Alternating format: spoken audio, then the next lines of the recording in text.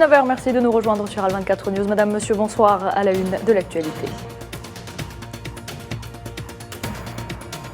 Le plus important rendez-vous économique d'Afrique du Nord ouvre ses portes à Alger. Le coup d'envoi de la 54e édition de la foire internationale a été donné par le président algérien Abdelmadjid Tebboune.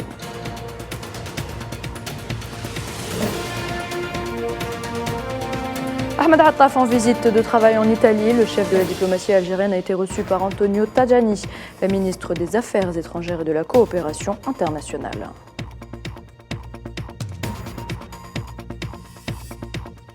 $1,5 milliard, c'est la somme promise par la communauté internationale pour venir en aide au Soudan où s'affrontent armées et forces paramilitaires.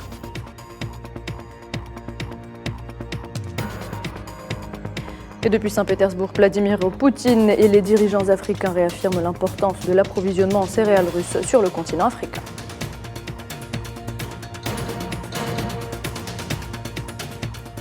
Bienvenue à toutes et à tous si vous nous rejoignez. C'est l'événement de la semaine en Algérie. La 54e édition de la Foire internationale d'Alger a ouvert ses portes ce mardi. Un événement d'envergure inauguré par le président algérien Abdelmadjid Tebboune. Quelques 640 exposants algériens et étrangers y sont présents avec comme invité d'honneur l'Italie.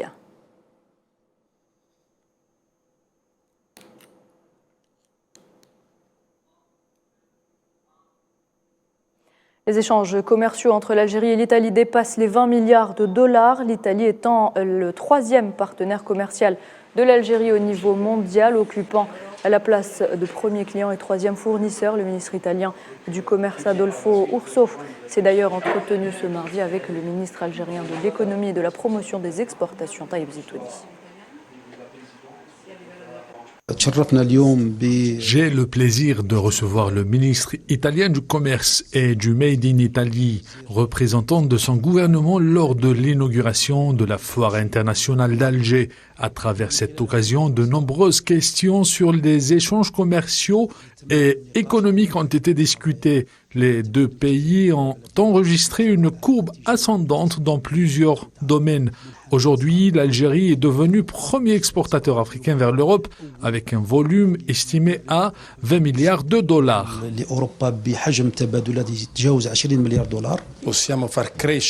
Je me suis rendu à plusieurs reprises en Algérie depuis 2011 et ce lorsque j'étais ministre du Commerce extérieur. Je peux vous assurer que l'Algérie a réalisé d'énormes progrès ces dernières années et qu'elle représente aujourd'hui une économie importante, non seulement pour la région méditerranéenne, mais aussi pour l'Europe.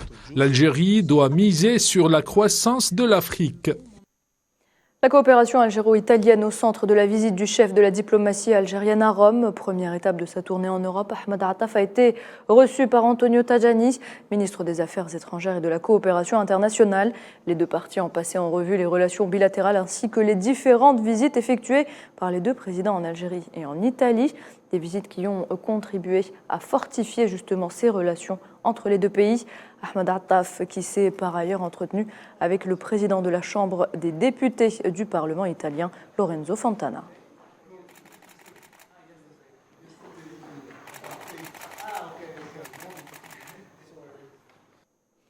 Dans l'actualité également, une manifestation a été organisée à Genève devant le siège du Conseil des droits de l'homme de l'ONU afin d'exiger la libération de tous les prisonniers sahraouis injustement détenus dans les geôles de l'occupant marocain, initiée par l'organisation dénommée Filles de Saguia al-Hamra et Rio de Oro.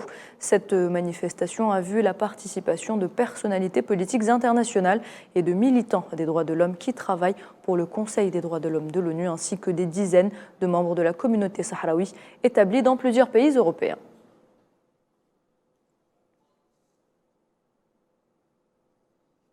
Washington réagit à la demande de retrait des casques bleus du Mali formulée par les autorités de transition. Les États-Unis ont dit regretter la décision du gouvernement malien de révoquer son consentement à la MINUSMA tout en exprimant leur inquiétude des effets de cette décision sur les crises sécuritaires et humanitaires qui touchent la population malienne.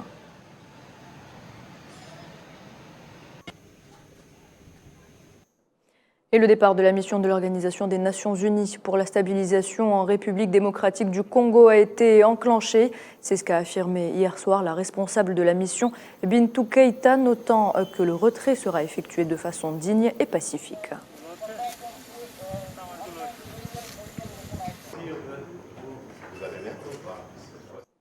Direction le Soudan. À présent, la communauté internationale a promis quelque 1,5 milliard de dollars pour venir en aide au pays qui, selon l'ONU, sombre dans la destruction et la violence à une vitesse sans précédent. Cette somme ne représente que la moitié du total dont les agences humanitaires estiment avoir besoin. Mohamed Ali Ben Chaban. La guerre interne qui ravage le Soudan depuis la mi-avril ne semble pas vouloir prendre fin. La rivalité entre l'armée régulière et les forces de soutien rapide entraîne le pays dans le chaos. Pour venir en aide à ce pays déchiré par le bruit des armes lourdes, la communauté internationale a promis une aide financière considérable. Je suis heureux de dire aujourd'hui que les donateurs ont annoncé près de 1,5 milliard de dollars pour la réponse humanitaire au Soudan et dans la région. Cette crise nécessitera un soutien financier soutenu et j'espère que nous pourrons tous maintenir le Soudan au sommet de nos priorités. Depuis le début de la crise, l'ONU estime que seulement 16% des besoins humanitaires ont été identifiés.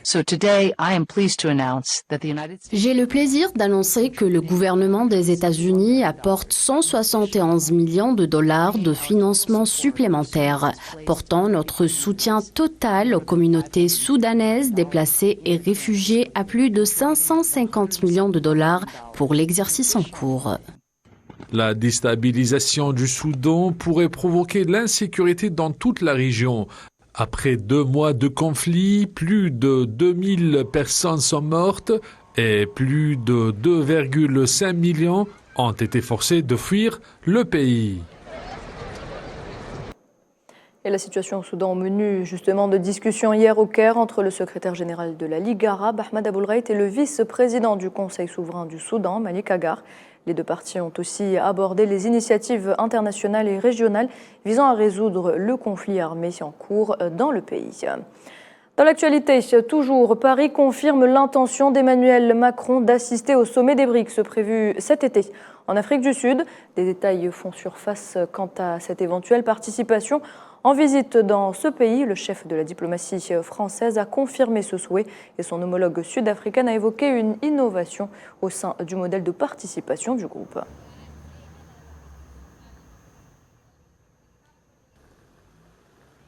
Nous réfléchissons à haute voix, mais c'est évidemment une décision que les pays concernés sont seuls à même de prendre, à la possibilité de poursuivre ce dialogue, pourquoi pas au sommet des BRICS ou dans un autre format. En tout cas, ça n'est pas à nous à décider, bien évidemment, et je le répète, mais le président de la République peut l'envisager. C'est une invitation lui est adressée. Et encore une fois, moi, je crois que puisqu'ils viennent à nous, on peut aller vers eux, que le dialogue, par définition, marche bien quand il marche dans les deux sens. Je vous le disais en titre, le président russe Vladimir Poutine et les dirigeants africains ont évoqué à Saint-Pétersbourg l'importance de l'approvisionnement en céréales russes pour le continent africain. C'est ce qu'a déclaré le porte-parole du Kremlin, Dmitri Peskov. Peskov qui a également ajouté qu'il était important de poursuivre ces livraisons.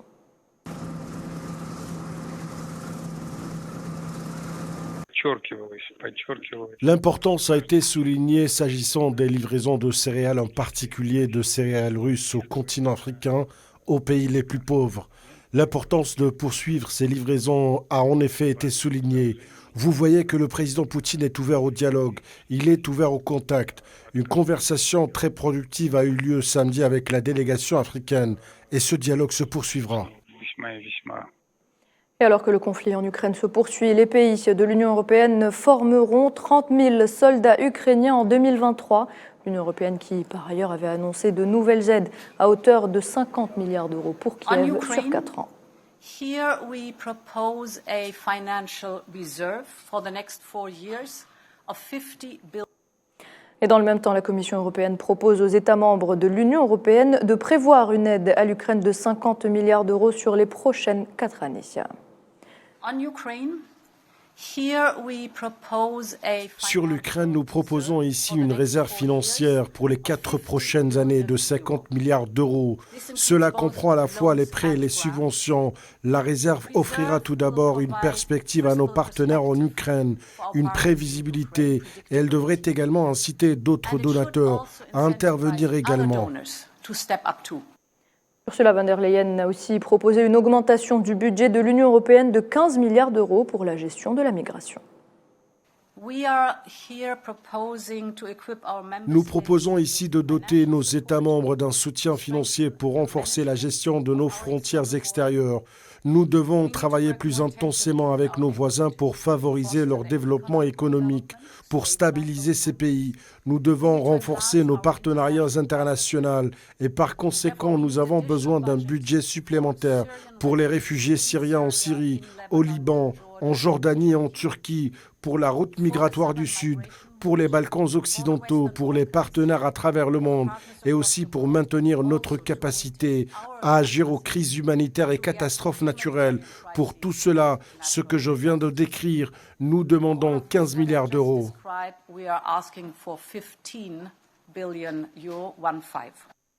Et on reste en Europe. L'Allemagne n'est pas convaincue par le plan européen de défense aérienne du président français Emmanuel Macron. Le ministre de la Défense Boris Pistorius l'a déclaré ce mardi, un jour à peine après l'annonce faite par Macron de la signature par la France, la Belgique, Chypre, l'Estonie et la Hongrie d'une lettre d'intention d'achat en commun de systèmes français de défense aérienne Mistral.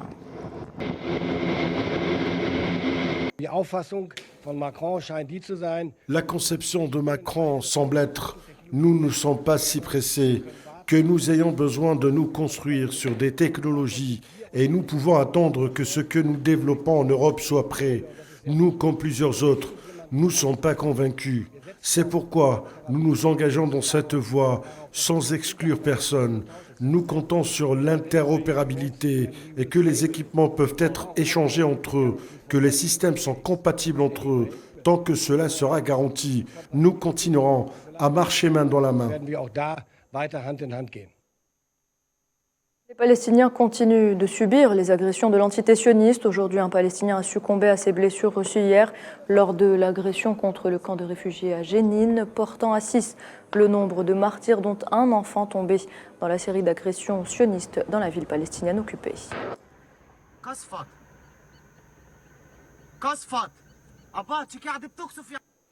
Et s'agissant de l'expansion de colonies, le secrétaire général des Nations Unies, Antonio Guterres, a exhorté ce mardi l'entité sioniste à suspendre ses récentes décisions concernant les activités de colonisation en Cisjordanie occupée. Guterres qui a aussi indiqué être profondément préoccupé par le plan prévu la semaine prochaine visant à construire plus de 4000 logements dans les colonies par les autorités de planification sionistes. Les forces de l'OTAN au Kosovo sont prêtes à faire face à n'importe quelle situation si des actes de violence similaires aux récents affrontements menacent la paix. C'est ce qu'a déclaré le commandant de l'OTAN à Pristina.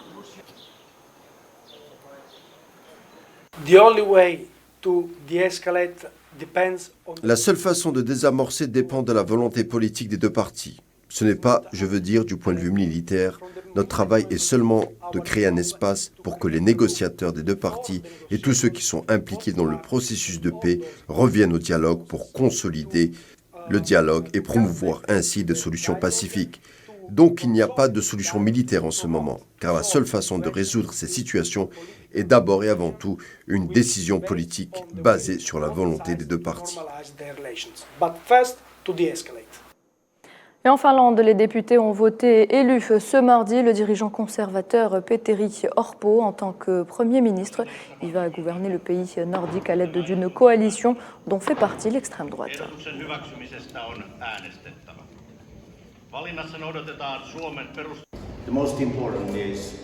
Le plus important est de redresser l'économie finlandaise, de stimuler la croissance économique, de stabiliser nos finances publiques. Peut-être aussi que le deuxième point est de construire l'OTAN en Finlande. Nous sommes un nouveau membre, nous faisons partie de l'Alliance et il est difficile de construire une nouvelle politique de défense étrangère pour la Finlande. Et peut-être que le troisième point est que je veux que la Finlande soit un membre actif de l'Union européenne. And maybe the third is that I want that Finland will be the active member of the European Union. Et dans un tout autre dossier, le président américain Joe Biden a affirmé que les relations de son pays avec la Chine étaient sur la bonne voie au lendemain de la visite de son secrétaire d'État Antony Blinken à Pékin, la première du genre depuis près de 5 années.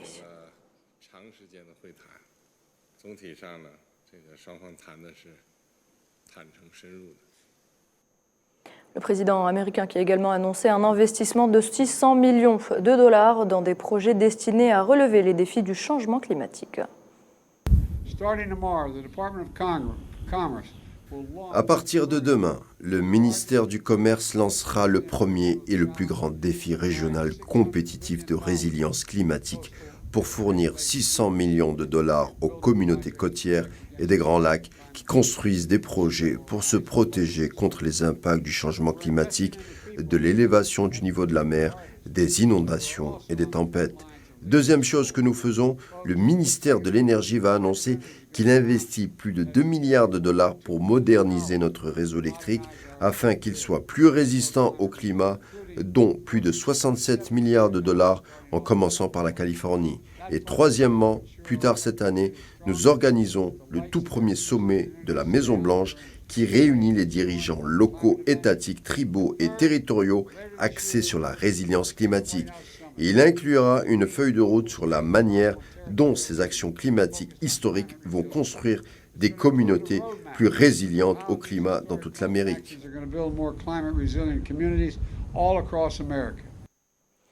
Sport football, dans moins d'une heure, l'Algérie affronte la Tunisie en amical au stade du 19 mai 56 à Annaba devant 60 000 supporters. Une joute amicale d'une importance capitale pour les deux sélectionneurs avant les prochaines échéances.